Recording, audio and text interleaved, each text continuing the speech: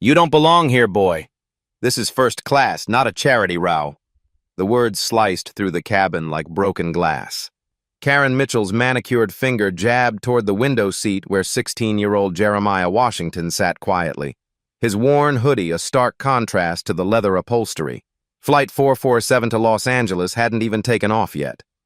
Other passengers turned to stare. Some pulled out phones. A few nodded in agreement with the middle-aged white woman whose voice carried the authority of someone used to being heard. Jeremiah didn't move, didn't speak, just sat there with a calmness that seemed to irritate Karen even more. "Did you hear me?" She stepped closer, designer heels clicking against the aircraft floor. "Security needs to handle this before we're all stuck up here with—" She gestured dismissively. The flight attendant approached hesitantly. Jeremiah reached into his jacket pocket, fingers closing around something that made him almost smile. "Have you ever been so certain someone didn't belong somewhere that you risked everything to prove it?" The pilot's voice crackled over the intercom. "Ladies and gentlemen, we have a brief delay.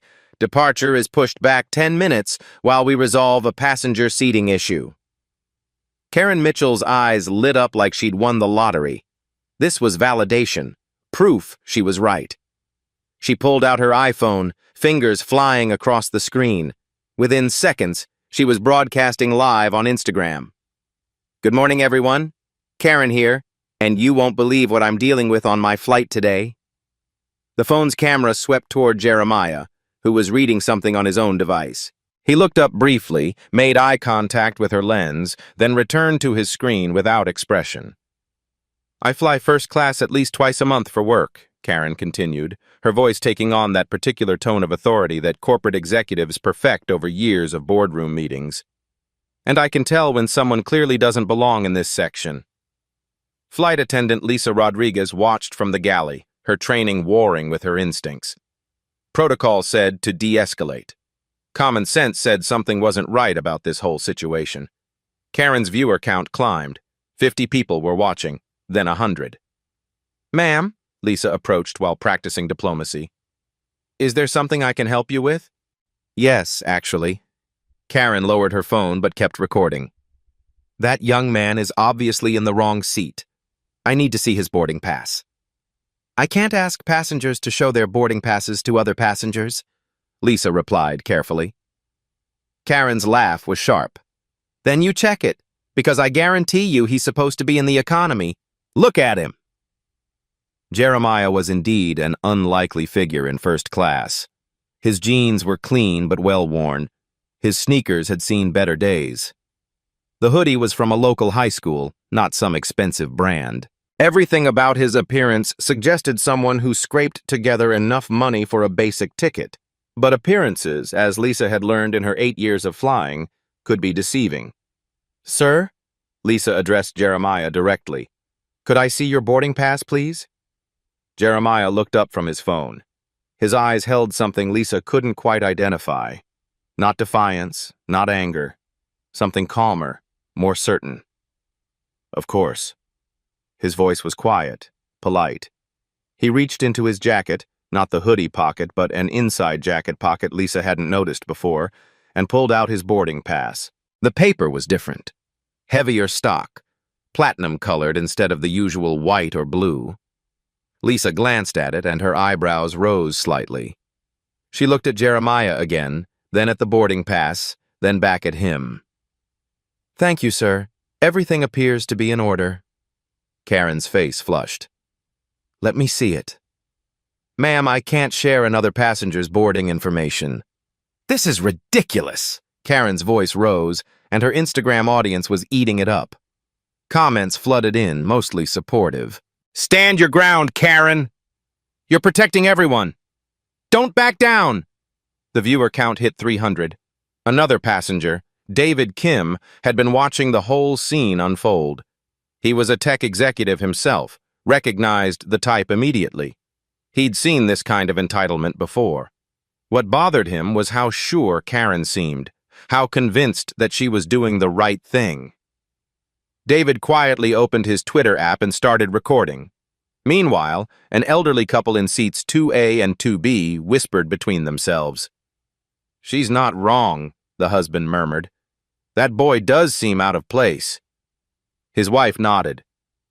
In my day, people dressed appropriately for air travel. But across the aisle, a young black woman traveling with her infant son watched with growing anger. She knew exactly what this was. She'd lived it herself. Karen was gaining momentum now. I'm not trying to be difficult, she announced to her growing audience. But airline security is everyone's responsibility, especially after everything that's happened in recent years. The implication hung in the air like smoke. Jeremiah finally spoke. Ma'am, I understand your concern about safety. His voice was steady, mature beyond his apparent years, but I assure you, I am exactly where I'm supposed to be. Something in his tone made Lisa look at him more carefully. There was an authority there, a weight that seemed odd for someone so young. Karen wasn't having it. Look, kid, I don't know how you got that boarding pass, but... Flight departure now delayed 15 minutes, came the pilot's announcement. We apologize for the inconvenience. Karen smiled triumphantly at her phone. See?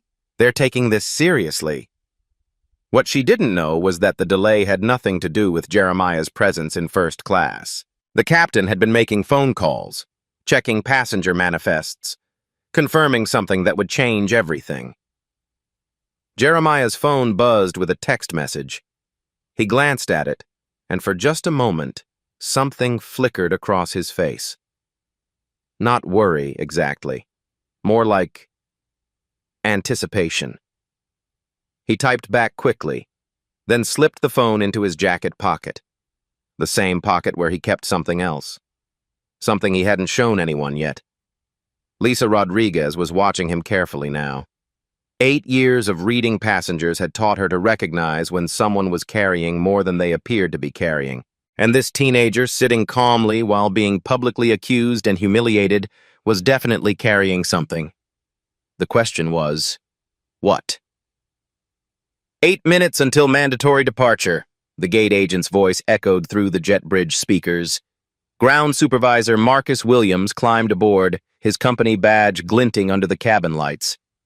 23 years with the airline had taught him to handle difficult passengers, but this situation felt different, more charged. Karen immediately pounced. Finally, someone with authority. She turned her phone toward Marcus, addressing her audience. This is exactly why I document everything, people. You have to hold companies accountable. Her viewer count had exploded. 800 people watching live. Comments flooding faster than she could read them.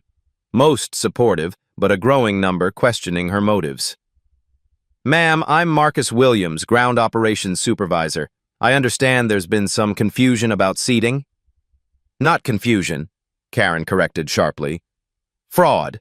That boy is clearly not supposed to be in first class. She gestured toward Jeremiah, who was now looking out the window with the patience of someone who'd been in similar situations before. Marcus glanced at his tablet, scrolling through the passenger manifest. His brow furrowed slightly as he found the relevant entry. Sir, he addressed Jeremiah, could I please see your identification and boarding pass? David Kim was still recording on Twitter, his thread gaining traction. Hashtag first-class racism was starting to trend in Atlanta. His followers were sharing rapidly, the story spreading beyond the confines of the aircraft. Meanwhile, in the back of the plane, economy passengers were craning their necks to see what was happening. Flight attendants were fielding questions from confused travelers who could hear raised voices but couldn't see the source of the commotion. What's the holdup? Complained a businessman in row 12. Some of us have connections to make. Jeremiah reached for his wallet with deliberate calm. As he did, something fell from his jacket pocket, a leather portfolio, expensive-looking despite its worn edges. He quickly retrieved it, but not before several passengers noticed the embossed logo on the front. Here you go. Jeremiah handed over his driver's license and the platinum boarding pass. Marcus studied them carefully. His expression shifted, almost imperceptibly. He looked at Jeremiah again, then back at the documents, then at his tablet screen. His fingers started scrolling more urgently through the passenger information. "This is taking too long," Karen announced to her phone. "How hard is it to verify a fake ticket?" Her Instagram Live had attracted attention beyond casual viewers now. Travel bloggers were sharing the stream. News outlets were monitoring social media for trending stories. Karen's moment of self-righteousness was becoming something much bigger than she'd intended. "Ma'am," Marcus said slowly, "I need you to lower your voice and end your live stream." "Absolutely not. This is America. I have rights." The young mother with the infant had heard enough. "You have the right to be racist on social media?" she called out. "Racist?" Karen whirled around, her phone camera capturing her indignant expression. "This has nothing to do with race. This is about proper procedures and airline security. I'd question anyone who looked out of place." But her face was flushed now, her voice climbing to that pitch that betrayed exactly what this was really about. The elderly couple was whispering more urgently. "She's making a scene," the wife murmured. "Maybe we should stay out of it." Other passengers were taking sides, the cabin dividing into factions. Some pulled out their own phones to record. Lisa Rodriguez was calling for backup, speaking quietly into her headset while trying to maintain order. A gate agent appeared at the aircraft door, followed by 2 airport security officers. The situation was escalating beyond a simple passenger dispute. Marcus was still staring at his tablet. Something on that screen was making him very uncomfortable. His face had gone from professional concern to something approaching panic. "Sir," one of the security officers addressed Marcus, "we got a call about a passenger issue?" Marcus stammered, looking between his tablet and Jeremiah. "I think there might be a misunderstanding here." "No misunderstanding," Karen declared, turning her camera toward the security team. "That teenager is sitting in first class with what's obviously a fraudulent ticket. Remove him so we can all get where we're going." Karen's viewer count had hit 1,200. The comments were coming so fast they were just a blur of text. #first-class fraud was starting to compete with #first-class racism as hashtags spread across social platforms. 5 minutes to mandatory departure, came the announcement. "We need to resolve this now," Marcus said, but his authority seemed shaken. His hands were actually trembling as he held the tablet. That's when Captain James Foster emerged from the cockpit. 30 years of flying. Former Air Force pilot. He'd seen everything from terrorist scares to medical emergencies. But right now, walking down the aisle toward the commotion in first class, he looked nervous. Karen immediately redirected her phone toward him. "Captain, thank God. Please remove this passenger so we can depart on time." Captain Foster looked at Karen, then at Marcus. Then his eyes found Jeremiah. The teenager was watching him with interest now, no longer gazing out the window. "Mr. Washington," the captain said quietly. Not son, not young man. Mr. Washington. The formality hung in the air like a question mark. Karen's live stream audience caught it immediately. Comments exploded with speculation. "Why is the captain being so respectful? Something's not right here. This kid must be somebody important." "Captain Foster," Jeremiah replied, standing for the first time since the confrontation began. As he rose, his presence seemed to change. He was tall for 16, nearly 6 feet, and there was something in his posture that hadn't been obvious while he was seated. A kind of natural authority that made people unconsciously step back and give him space. Even the security officers seemed to sense it. They exchanged glances, suddenly less certain about why they'd been called. "I apologize for the delay," Captain Foster said, his voice carrying the deference usually reserved for VIP passengers. "Not your fault," Jeremiah replied calmly. "Though we should probably get underway soon. I have a board meeting at 2. A board meeting. Not a meeting. A board meeting. Karen was still filming, but confusion was creeping into her commentary.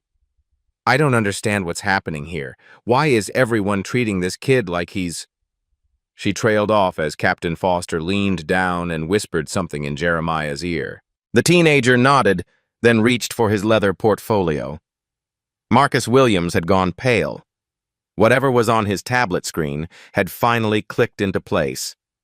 He was staring at Jeremiah like he'd seen a ghost. "Oh no," he whispered, loud enough for nearby passengers to hear. "Oh God, no." David Kim's Twitter thread had gone viral. 25,000 retweets and climbing. Major news accounts were picking it up. Hashtag #first-class racism was trending nationally now, with subsidiary hashtags spawning by the minute. But the people on the plane were about to discover that all those hashtags were missing a crucial piece of information. Lisa Rodriguez approached Captain Foster. "Sir, should I prepare for departure?" "Give us one more moment," the captain replied, his eyes never leaving Jeremiah. The teenager opened his portfolio with deliberate care. The cabin fell silent except for the hum of the air conditioning and Karen's continued live stream commentary, though even her voice had dropped to a whisper. "Ladies and gentlemen," Jeremiah said, his voice carrying clearly through first class and into the rows behind. "I apologize for the disruption to your travel today." Something in his tone made everyone stop talking. Even Karen's stream went quiet, her audience of nearly 1,500 viewers hanging on every word. "There seems to be some confusion about my presence on this aircraft." Jeremiah pulled a single document from his portfolio, holding it so everyone could see the official letterhead. "I'd like to clear that up now." Marcus Williams was backing away, his face a mask of horror as he realized what was about to happen. 23 years with the company, and he was about to witness a career-ending moment. Karen stepped closer with her phone, determined to capture whatever document this teenager thought would save him from embarrassment. "This better be good," she muttered to her audience, not realizing her microphone was picking up everything. It was about to be better than she could possibly imagine, and infinitely worse than she could possibly survive. Jeremiah held the document up so everyone in first class could see the official letterhead. The logo was unmistakable, the same one that appeared on every safety card, every piece of airline literature, every employee badge in the cabin. "This is a board resolution," he said quietly, "dated 3 days ago." Karen zoomed in with her phone, trying to read the text. Her audience was at peak attention. Over 2,000 viewers now, comments flying faster than humanly possible to read. "Effective immediately," Jeremiah continued. "Upon the medical leave of CEO Jeremiah Washington II due to stroke-related complications, interim operational authority is transferred to..." He paused, looking directly at Karen's camera. "Jeremiah Washington III. That's me." The silence that followed was absolute. Marcus Williams dropped his tablet. It clattered to the floor, the sound echoing through the cabin like a gunshot. His face had gone from pale to ashen, the color of someone watching their career implode in real time. Karen's phone kept recording, but no words came out of her mouth. Her face cycled through expressions: confusion, disbelief, horror, the slow dawning realization of what she'd just done. Her viewer count was climbing past 2,500, but the comments were no longer supportive. "Furthermore," Jeremiah continued, his voice still calm but now carrying unmistakable authority, "the resolution grants full authority over personnel decisions, operational procedures, and customer service policies during the transition period." Captain Foster stood at attention now, not the nervous deference from before, but full military bearing. 30 years of flying had taught him to recognize command presence, and this teenager possessed it in abundance. Lisa Rodriguez had gone pale. 8 years of customer service experience, and she'd never seen anything like this. Her training manual had no section on what to do when a passenger turns out to be your CEO. The security officers exchanged glances, suddenly unsure why they'd been called. The problem passenger they'd come to remove was now looking more like the person who signed their paychecks. David Kim's Twitter fingers were flying. His thread was exploding across social media. "Breaking," he typed. "The teenager accused of fraud is actually the CEO of the airline. This is the most insane thing I've ever witnessed on a plane. The tweet was retweeted 400 times in 30 seconds. In economy class, passengers were straining to hear what was happening. Flight attendants were whispering urgently among themselves. Word was spreading through the aircraft like wildfire. Something unprecedented was happening in first class. The elderly couple who'd been whispering support for Karen were now trying to disappear into their seats. The husband was methodically deleting his own photos of the incident, while his wife stared fixedly out the window. Karen finally found her voice. That's impossible. You're just a kid. This is some kind of joke. Her Instagram Live comments were brutal now. Delete this stream. You're finished. This kid owns the airline. Screenshots were being taken faster than she could process what was happening. Jeremiah reached back into his portfolio and pulled out a second document. Here's yesterday's Wall Street Journal, he said, unfolding the business section. Page 1 of the business section. Washington Airlines CEO suffers stroke, son prepared to take interim role. He held it up. Sure enough, there was a photo. A professional headshot of a younger-looking Jeremiah in a suit, standing next to an older black man in front of an airplane. The resemblance was unmistakable. The headline read, At 16, Washington Airlines Air Youngest Interim CEO in Aviation History. The article, Jeremiah continued, his voice carrying the confidence of someone who'd grown up in boardrooms, mentions that the transition has been planned for months, that I've been shadowing executives, attending strategy meetings, learning operations from the ground up. Karen's hands were shaking so badly she could barely hold her phone steady. Her live stream was chaos. People were joining just to watch the meltdown, sharing the link across every platform imaginable. But the people watching in person were experiencing something different. This wasn't just about a mistaken identity anymore. This was about power, real power, and what happened when you attacked someone who had more of it than you could imagine. The article also mentions, Jeremiah continued conversationally, that I've been preparing for this role since I was 12. Board meetings, operational training, financial analysis, customer service evaluation. My father believed in learning the business from the ground up.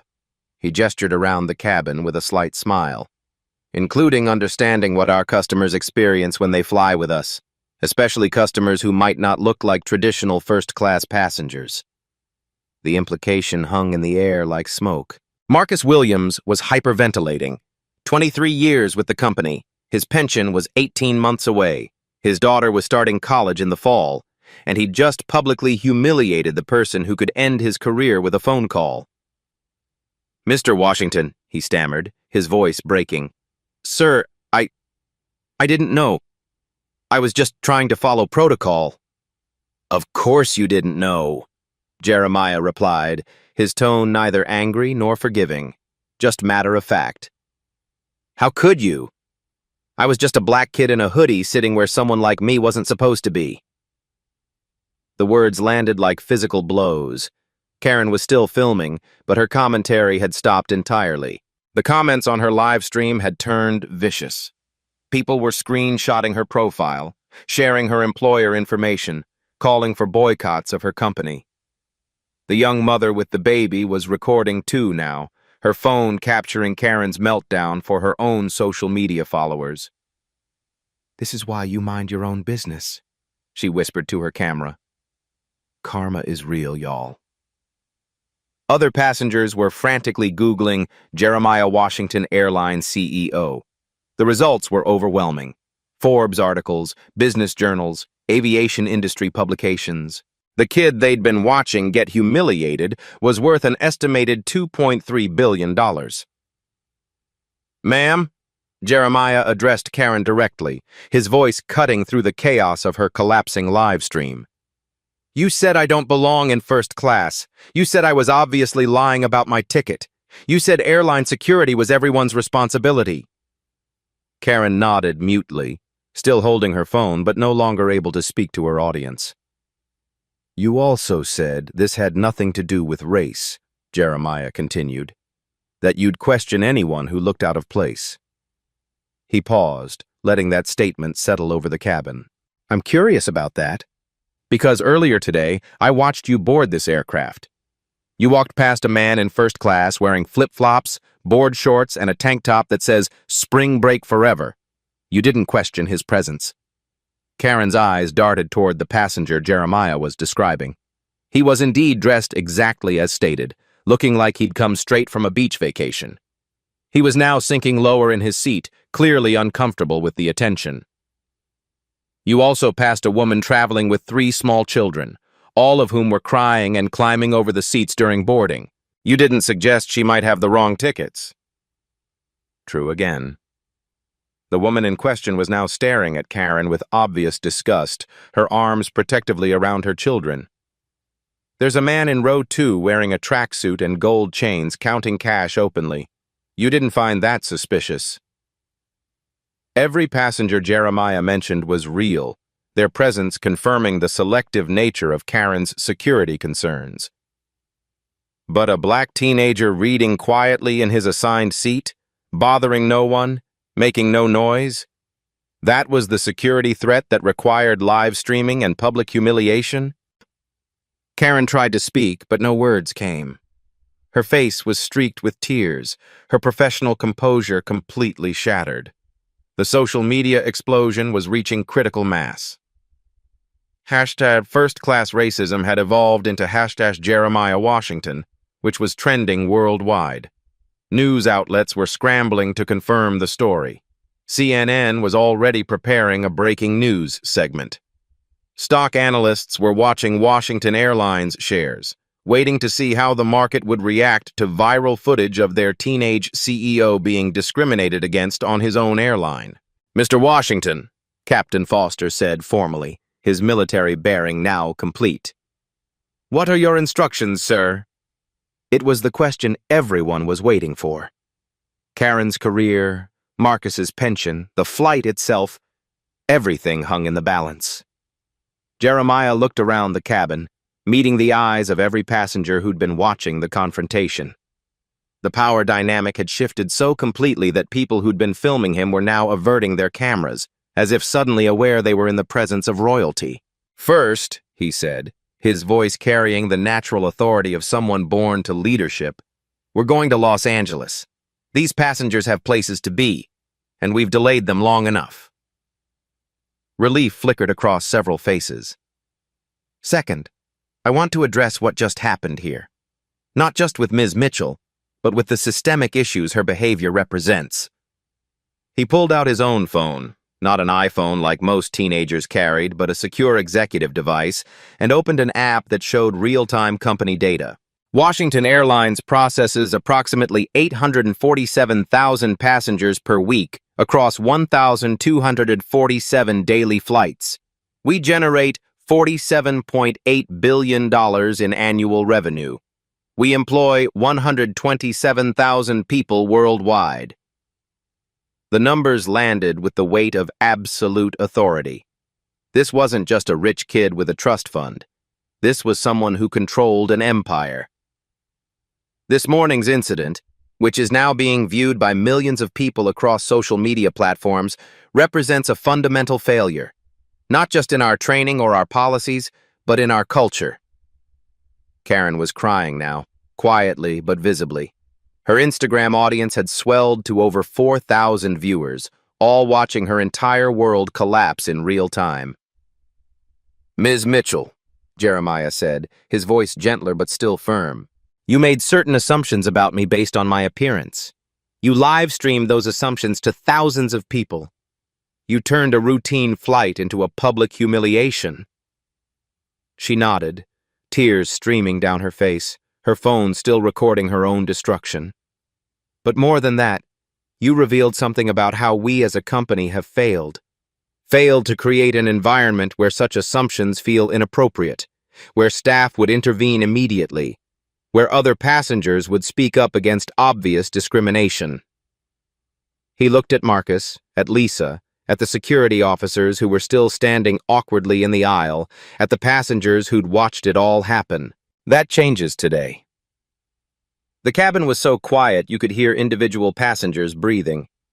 Karen's live stream had become appointment viewing. People were texting friends to tune in, sharing links across every platform, watching history being made in real time. "But first," Jeremiah said, folding the documents and returning them to his portfolio, "I have one more thing to show you." He reached deeper into the leather case and pulled out something that made Captain Foster's eyes widen with recognition and respect. A small, worn leather journal. The kind used for important records, family histories, things that mattered beyond business.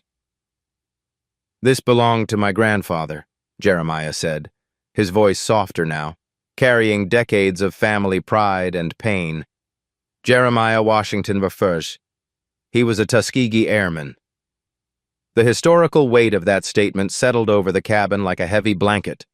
Even passengers unfamiliar with the full history understood the significance. He fought for the right to fly when people said black men didn't belong in cockpits. He served his country with honor when his country didn't honor him back. Jeremiah opened the journal carefully, revealing pages of handwritten notes, old photographs, military commendations. "My father built an airline when people said we didn't belong in boardrooms. He started with one plane, a dream, and a determination to prove that excellence has no color." He looked directly at Karen's camera, speaking to her audience of thousands, but also to the millions who would see this footage in the hours to come. "And today, I'm sitting in first class on my own airline, being told I don't belong there." He closed the journal carefully, reverently. "Some stories," he said quietly, his voice carrying the weight of generations, "repeat themselves until someone has the power to change the ending." The weight of 3 generations of Washington family legacy settled over the cabin like authority itself. Jeremiah carefully returned his grandfather's journal to the portfolio, then looked up at the assembled group, passengers, crew, security, all waiting for his next words. "Now," he said, his voice carrying the quiet power of someone who'd inherited both wealth and responsibility, "let's talk about what happens next." He pulled out his executive phone and opened a detailed analytics dashboard. The screen showed real-time data that only C-suite executives had access to. "Ms. Mitchell, your Instagram Live has been viewed 4.2 million times in the past 37 minutes. The video is being shared across platforms at a rate of 12,000 shares per minute. Jeremiah Washington is trending in 43 countries." Karen's face went from pale to green. She was still holding her phone, but her live stream had devolved into chaos. Comments moving too fast to read, her follower count actually dropping as people unfollowed her in real time.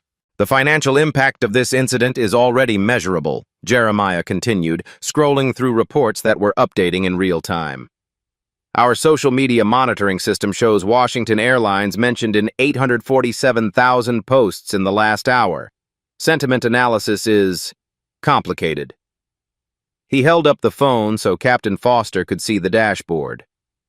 67% positive sentiment, praising our company for having young black leadership. 31% negative, criticizing us for allowing discrimination to occur. 2% neutral. Marcus Williams was taking notes frantically, as if documenting his own professional execution. "From a legal standpoint," Jeremiah continued, his tone becoming more businesslike, "Ms. Mitchell has created significant liability exposure for both herself and potentially her employer." He swiped to another screen. "Federal aviation regulations, specifically 14 CFR Section 382, prohibit discrimination against passengers. Civil rights violations under Section 1983 carry damages averaging $1.8 million in settled cases." Karen tried to speak, but only a whisper came out. I didn't know." Title II of the Civil Rights Act of 1964, Jeremiah continued, as if reading from a legal brief, specifically covers public accommodations, including commercial aircraft. Violations can result in both monetary damages and injunctive relief. He looked up from his phone. "That means, Ms. Mitchell, that you've potentially exposed yourself to federal civil rights charges, regardless of whether I choose to pursue them." The security officers exchanged glances. This wasn't the kind of passenger dispute they were trained to handle. This was more like watching a federal case being built in real time. But legal consequences are just one aspect, Jeremiah said, switching screens again. Let's discuss the broader implications. David Kim was furiously tweeting updates, his thread now approaching 50,000 retweets. Other passengers were filming their own response videos, turning the cabin into a real-time content creation studio. Washington Airlines stock is currently trading at $347.23 per share, Jeremiah announced, checking a financial app. In the past hour, volume has increased 340% above normal trading levels. The market is watching this story very carefully. He turned to Marcus Williams. Mr. Williams, in your 23 years with the company, how many discrimination complaints have you personally handled? Marcus stammered, clearly calculating in his head. Maybe 15? 20? Our internal records show 17 formal complaints filed against gate agents and ground staff in the Atlanta hub alone over the past 18 months, Jeremiah corrected. All involving passengers of color being questioned about their ticket validity or seat assignments. The number hung in the air like an indictment of the entire system. None of those complaints resulted in policy changes. None resulted in additional training. None resulted in consequences for the staff involved. Lisa Rodriguez was taking mental notes, realizing she was witnessing a masterclass in corporate accountability. That pattern, Jeremiah continued, suggests systemic issues rather than isolated incidents, which brings us to today's decisions. He looked directly at Karen, who was still crying quietly, her phone shaking in her hands. Ms. Mitchell, you have 3 options. I'm going to lay them out clearly, and you can choose how you want this story to end. The cabin was silent, except for the ambient noise of the aircraft and Karen's barely audible sobs. Option 1. You can continue your live stream, apologize publicly to me, and to the passengers who witnessed your behavior, acknowledge that your actions were based on racial bias, and commit to diversity training. In return, I won't pursue legal action, and Washington Airlines will implement a passenger dignity protocol in your honor. Karen looked up, hope flickering in her eyes. Option 2. You can end your stream now, delete the video, and pretend this never happened. In which case, I will file federal discrimination charges, pursue maximum damages under civil rights law, and ensure this incident becomes a case study in every business school in America. The hope died quickly. Option 3. You can continue broadcasting, maintain that your actions weren't discriminatory, and defend your behavior. In that case, I will not only pursue all legal remedies, but I will also personally ensure that every airline, hotel, and transportation company in America knows exactly who you are and how you treat their customers. The ultimatum was delivered with the calm precision of someone who'd learned negotiation from billionaire parents. Karen tried to speak, her voice barely audible. What do you want me to say? I want you to tell the truth, Jeremiah replied simply. To your audience, to these passengers, to yourself. Why did you single me out? What was it about my appearance that made you assume I didn't belong in first class? The question hung in the air like a challenge. Karen's live stream was still running, still being watched by thousands of people, still recording her potential redemption or complete destruction. Karen struggled with the words. I saw a young black man in casual clothes and I assumed... You assumed what? That you couldn't afford first class, that you were trying to scam the system, that you were dangerous. The admission fell like a stone into still water. And why did you make those assumptions? Karen was crying harder now, but she was finally being honest. Because that's what I've been taught to think. What I've always thought. That people who look like you don't belong in spaces like this. Jeremiah nodded slowly. Thank you for being honest. He turned to address the entire cabin, his voice carrying to the passengers in economy who were straining to hear. This is what systemic racism looks like, he said calmly. Not burning crosses or violent hatred, just assumptions, Just the belief that certain people don't belong in certain places. Just the confidence to act on those assumptions publicly. Captain Foster stepped forward. Mr. Washington, what are your instructions for the crew? First, we implement the passenger dignity protocol effective immediately. Any customer complaint based solely on appearance or assumptions about economic status gets flagged for review by diversity officers. He swiped to another screen on his phone. Second, we establish a direct reporting system. Passengers can text complaints directly to a diversity hotline that reports to my office. Marcus Williams was writing frantically, realizing his job might depend on how well he implemented these changes. Third, we partner with the NAACP and other civil rights organizations to conduct monthly audits of our customer service practices. Full transparency, public reports. The scope of the changes was breathtaking. Jeremiah wasn't just addressing this incident, he was using it to transform an entire industry. Mr. Williams, you'll oversee the implementation in Atlanta. Consider it your path to redemption. Marcus nodded eagerly, relief flooding his face. Captain Foster, I want crew training on unconscious bias to begin next week, mandatory for all customer-facing staff. Yes, sir. And Ms. Rodriguez, Jeremiah turned to the flight attendant. You handled this situation with professionalism despite the circumstances. You're being promoted to our new Chief Customer Experience Officer position. Salary increase of 40% effective immediately. Lisa's eyes widened in shock and gratitude.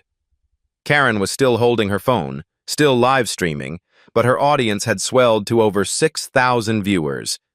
The comments were split between those calling for her complete destruction and those praising her for finally telling the truth. Ms. Mitchell, Jeremiah said gently, you chose option 1. You told the truth. That took courage, even if it came late. He pulled a business card from his portfolio. This is the contact information for our diversity training program. 6 months, fully paid, with job protection guaranteed by federal anti-retaliation laws. Your employer will receive a letter explaining that you're participating in court-approved sensitivity training. Karen took the card with shaking hands. But understand this, Jeremiah continued, his voice hardening slightly. This is your one chance. If you ever discriminate against anyone again, anywhere, and it reaches me, there will be no options, no negotiations, no second chances. The warning was delivered with the quiet authority of someone who had both the resources and the will to follow through. Do you understand? Karen nodded, tears still streaming down her face. Yes. Yes, I understand, and I'm sorry. To you, to your family, to everyone watching. I was wrong. Jeremiah studied her for a moment, then nodded. Apology accepted. But more importantly, make sure your actions going forward prove you meant it. He looked around the cabin one final time. Ladies and gentlemen, we're going to Los Angeles. When we land, this story will probably be on the news.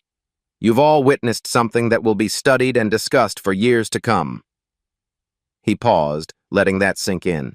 Use that opportunity wisely. 3 hours later, Flight 447 touched down at Los Angeles International Airport.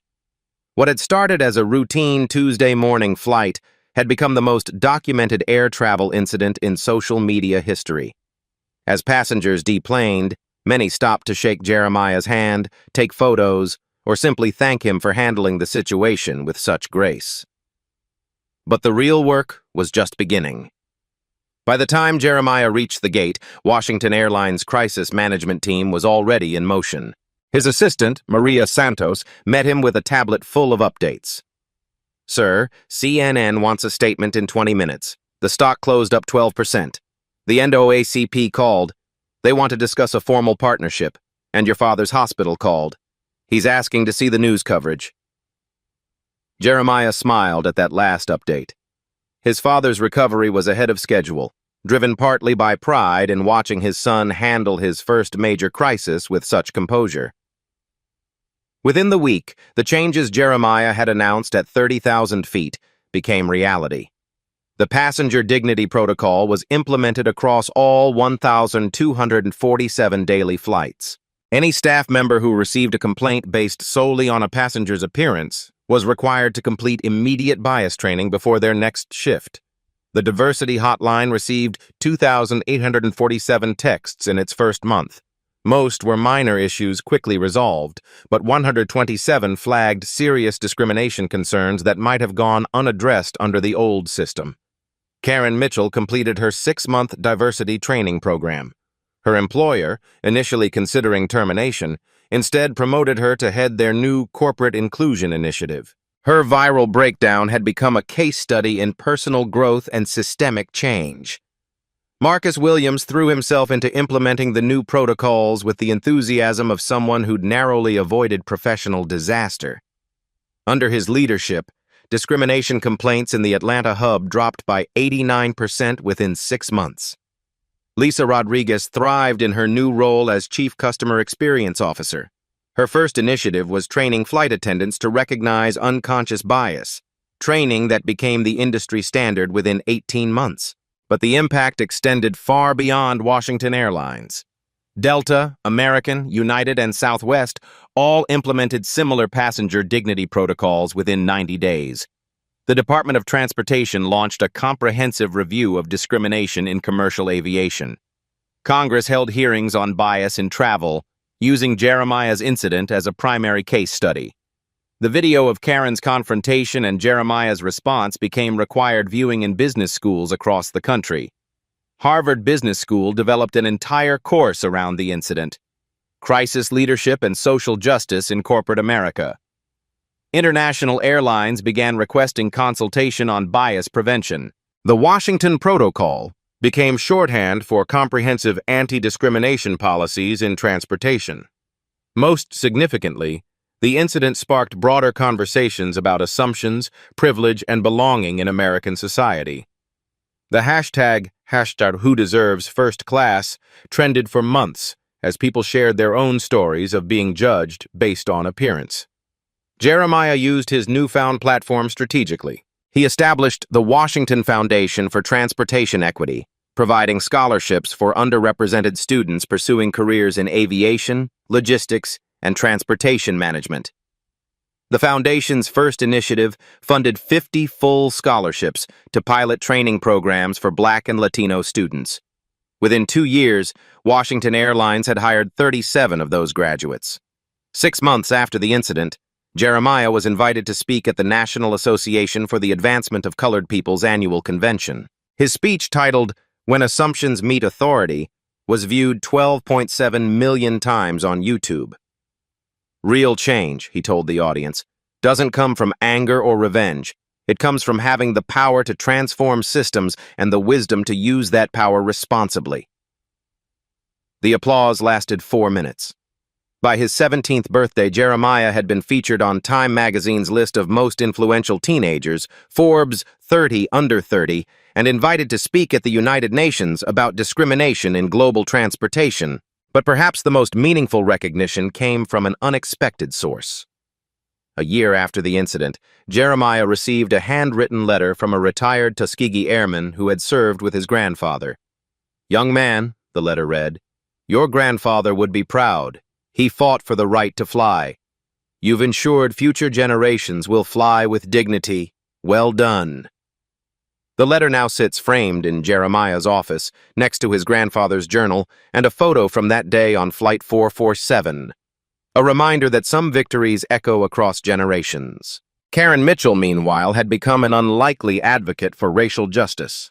Her transformation from viral villain to diversity champion became its own inspiring story, proving that even the most public failures could become opportunities for growth and redemption. She often spoke at corporate training sessions, sharing her story with brutal honesty. "I thought I was protecting other passengers," she would tell audiences, "but I was really protecting my own prejudices. The scariest part wasn't being wrong, it was realizing how confident I was in my wrongness." The ripple effects continued expanding. Other industries began implementing their own versions of the Washington Protocol. Hotels, restaurants, retail chains, anywhere customer service intersected with potential bias. These black stories, these real-life stories of discrimination and triumph, became touching stories that resonated across racial lines. White executives began sharing their own moments of unconscious bias. Parents used Jeremiah's example to teach their children about assumptions and fairness. The incident had transformed from a moment of individual humiliation into a catalyst for systemic change. But for Jeremiah, the most important outcome was simpler: his father's full recovery and return to active leadership 6 months ahead of medical projections.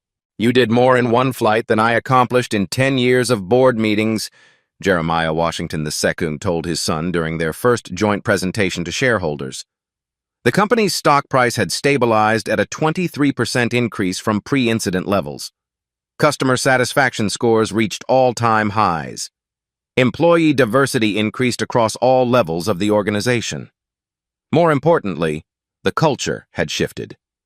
Stories like Karen's initial behavior became cautionary tales shared in employee training. Stories like Jeremiah's response became examples of leadership under pressure. The airline industry would never be quite the same, and neither would the assumptions people made about who belonged where. 2 years later, Jeremiah Washington III stands in his corner office, no longer interim CEO, but permanent leader of a transformed company. At 18, he's proven that power used wisely can break cycles of discrimination.